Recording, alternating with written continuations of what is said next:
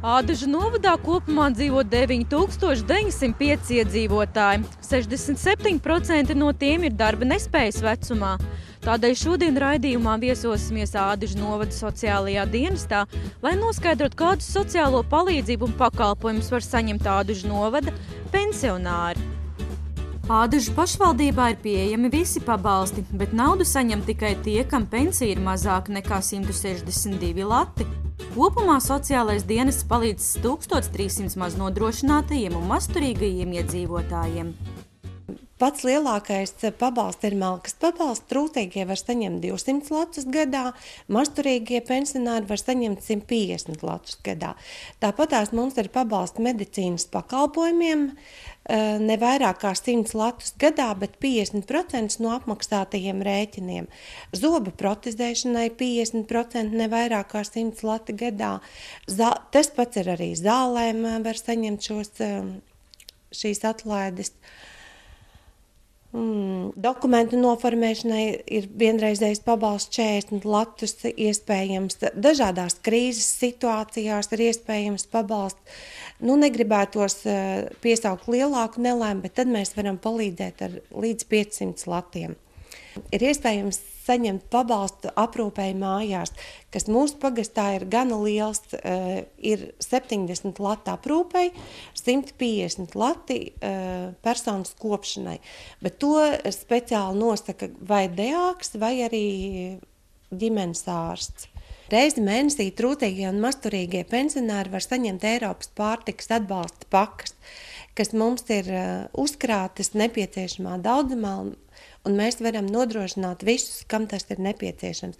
Kā arī pirms Ziemassvētkiem mēs aicinājām mūsu uzņēmējus, kā arī Ādažu novada doma, iesaistījās ar saviem līdzekļiem lielajā Ziemassvētku labdarības akcijā, kur ar pārtikas pakām mēs iepriecinājām 200 vientuļos pensionārus un invalīdus. Un kādi pakalpojumi tieši pieejami šiem veciem cilvēkiem, veciem vientuļajiem un senioriem Ādažu novadā?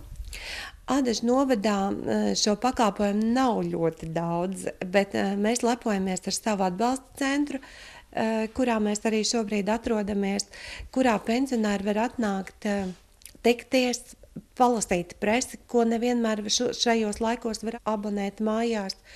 Mēs abonējam 12 preses izdevumus. Vispieprasītākais mūsu pakalpojums ir veļas mazgāšana un duša. Tas notiek tā, ka cilvēki pierakstās rindā uz pierakstu, viņiem ir vesela stunda, viņi atnāk, ieliek veļas mašīnā savas drēbītes un to laiku izmanto, lai nomazgātos dušā. Šis pakalpojums tiešām ir ļoti pieprasīts, un mēs dienā uzņemam apmēram 8 cilvēkus. Katru stundu ir savs klients. Pēc tam viņš šeit atbalsta centrā padara tēju, atpūšās, izžāvē matus un dodās mājās. Kā arī šo atbalsta centru bieži izmanto cilvēki, kad gaida pie daktariem. Atbraucot no tālākiem ciemiem, viņi vienkārši šeit uzkavējās, palasta presi, padara tēju, uzzina, kas jauns šeit centrā, kas attiecās uz pensionāriem, un sagaida savu stundu, kad viņiem jādodās uz poliklīniku. Ja? Pašvaldība rūpējas arī par pensionāru sabiedrisko dzīvi. Ar sociālā dienesta atbalstu tika izveidota pensionāru biedrība Optimists. Un jau 10 gadus Ādažos darbojas dažādi pulciņi, līnīdejas, vingrošana, var spēlēt nausu vai kārtis vai dziedāt. Visnotaļ Ādažu novada labais gariņš ir Birutas kundze, kas ir spējusi apvienot un piesaistīt senioru vecuma grupas cilvēkus vienotā kopā, rīkojot dažādus pasākumus un koncertus. Tad jautāsim Birutas kundzei, kā viņa rada sevi aicinājumu veltīt sevi Ādažu novada iedzīvotājiem. Man jau kaut kā tas ir laikam no bērnības dot tāda vēlme cilvēkiem palīdzēt, cilvēkos radīt prieku. Un, ja es jūtu, kad es to varu darīt un varu tam veicināt šo prieka radīšanu, ja, tad arī es tā daru. Varu vienreiz izdodas labāk, kādreiz sliktāk, bet principā es cenšos, lai būtu visiem labi. Šodien mums ir iespēja viesoties Ādažu novada deju grupas, senioru līniju deju grupas Optimists mēģinājumā, un šeit pozitīvā enerģija plūsmo. Un jautāsim šīs grupas vadītājai, kā tapa šī līnija grupa un kā šeit šīs kundzītes pavada savu ikdienu. Nu, sākām mēs vispirms ar veselības vingrošanu. Vingrojam, likās pamaz. Un ieteica, ka jādejoja līnijdejas. Un sākām līnijdejas dejot. Un dejojām jau 10. gadu. Un jūs paši redziet.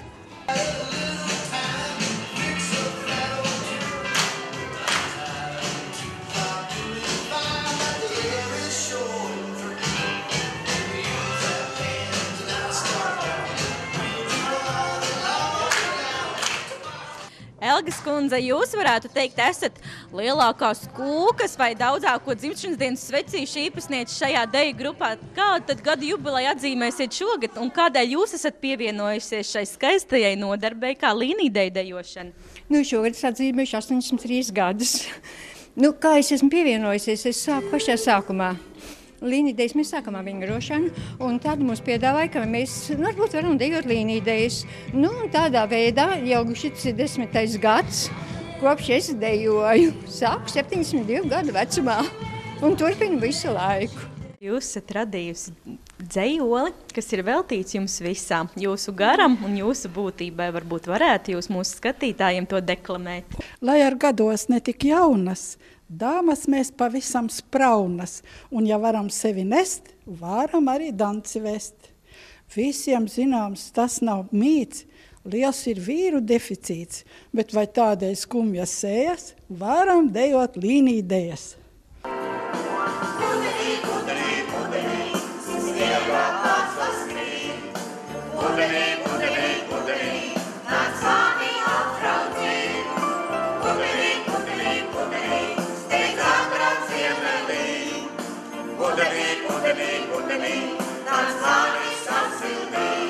Kā tika dibināts šis ansamblis un kādas iespējas Ādažu novada senioriem tajā pievienoties?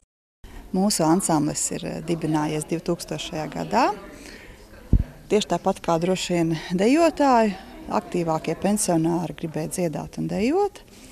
Un tad arī atnāca uz šo kolektīvu, tā arī izveidojās. Mēs pagājušajā gadā nosvinējām skaistu jubileju, 10 gadu. Un tā mēs mēģinām reizi nedēļā, trešdienās, dziedam skaistas dziesmas.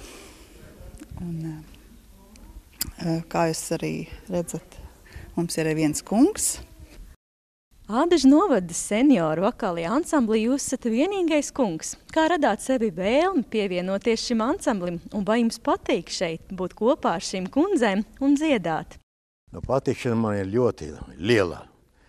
Es tā savai vadītājai paprasījos, vai es varu jūs piedalīties jūsu kompānijā. Viņa saka, kā tā, es tādu vīrieti nepaņems pretī. Tad tā ir aizgāja. Un tad es esmu priecīgs. Cik ilgi jūs jau dziedat šajā ansamblī? Es dziedu 4 gadus, un man gribās būt cilvēkos. Tas ir tas. Un galvenais dziedāt. Tas man no bērnības ir kaut kā jau ir paticis dziedāt. Ādažu novadā aktīvi savu ikdienu pavada ne tikai kundzes, bet arī kungi. Viņi kavē savu dienu spēlējot zoles spēli vai nausu, vai arī galda tenisu. Jautāsim, kā viņi rada sevi aicinājumu apvienoties tādā interesantā kungu kompānijā. Tā mēs jau tā pamazam turamies, šo to darām. Daudz, kas bija labs, ka pagasts bija bagāts, tagad ir nabaks, neko daudz palīdzēt mums nevar. Agrāk apsveicam visas apaļās jubilejās, tagad tikai uz papīra, tad jau dabā. Parasti ierasts ir, ka aktīvākas ir kundzes, bet skatoties šodien uz jums, varam secināt, ka kungi nemaz neatpaliek.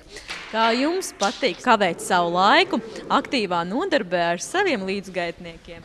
Ja nopietni dar kundzēm bez šaubām ir patīkamāk kavēt laiku, bet kundzes nāk vairāk uz baseinu peldēt. Šeit pagaidām vēl nenāk, bet arī ar kungiem ir interesanti. Un vispār liels prieks un pateicība mūsu pensionāru padomes priekšsēdētājai un viņas kungam, kas mums sagādā šo te iespēju, ka mēs varam basēnā papeldēt, šeit palēkāt, tomēr pa lielam visi darbi ir izdarīti, kas nu bija jādara, nu tad tagad varam arī tā papriecāties. Vai jūs esat arī dzīvē kādi savā starpā labi draugi? Un kas ir tas lielākais gandarījums uzspēlēt kādu spēles partiju, vai tomēr arī vienlīdz pakavēties sirsnīgās sarunās par atmiņām, par to, kas padarīts vai nepadarīts jaunībā? Nu, te ir tas un tas. Un uzspēlējam un papļāpājam, kam kas vairāk patīkas. Un kā jūs varētu motivēt tos cilvēkus, kas uzskata, ka nu jau viņu dzīve ir beigusies un sēž mājās pie televizora ekrāna? Lai atnāk pamēģina. Es arī tā no sākuma skeptiski skatījos. Man osas piezvanīja, saka, nu negribu. Es saku, nu ko, es nekad neesmu tā nopietni, neko piņķeni spēlējis, neko es tur.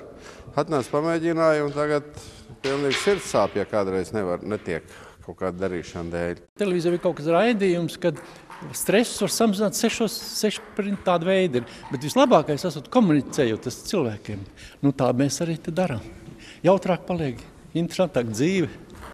Kamēr kungi sporto, dāmas sada dažas no viņām no saviem pagastiem līdz ādažiem mēro tālu ceļu. Vai jūs esat priecīgi par to, ka ir tāda iespēja?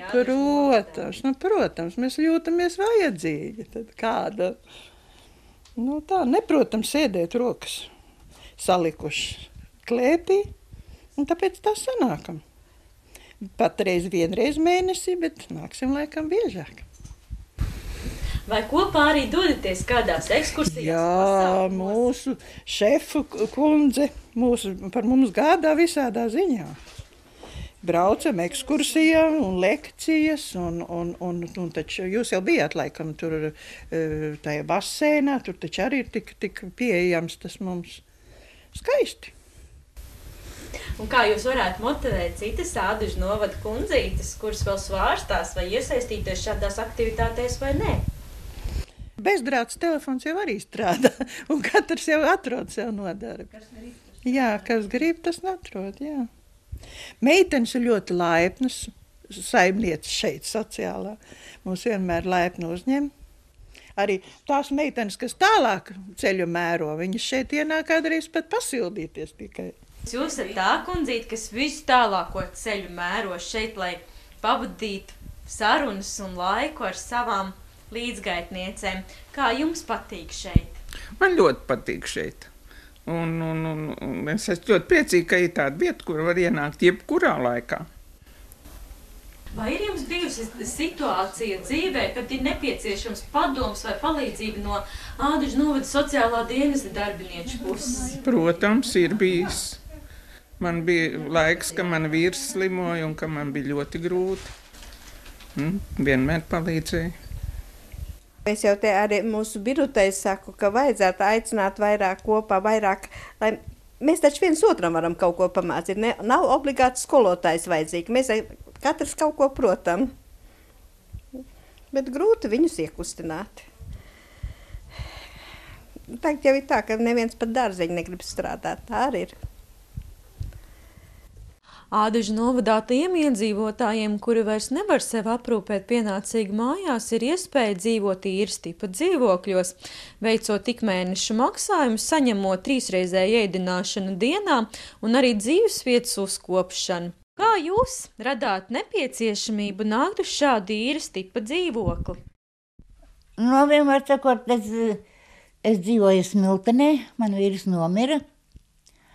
Ko tad es tur... lielu māju priekš kam paturēšu. Man nav vajadzība. Tā es izdomāju. Un dabūju caur 1188. Piezvanīju joku pēc. Un man pateica šito telefonu, es piezvanīju, viņi teica, jā. Un vai jūs jūtaties šeit apmierināti? Un vai par jums šeit gādā un rūpēs, vai vismaz interesēs par to, kas jums ir nepieciešams un vajadzīgs? Pilnīgi viss. Es jums saku, man liekas, ka varbūt mājas apstākļos vienam vecam cilvēkam nav tāda dzīvošana, kā mums ir šeit. Drēbes tev nav jāmazgā. Saliec maisiņa, noliec aiz durīm. Tas tiek viss izpresēts, izmazgāts, atgludināts, tiek atdot atpakaļ. Paēdis 3 reizes dienā jūs esat. Ko vēl? un neslikti. Man nekāda iebilduma nav. Es esmu ļoti, ļoti apmierināta. Ļoti.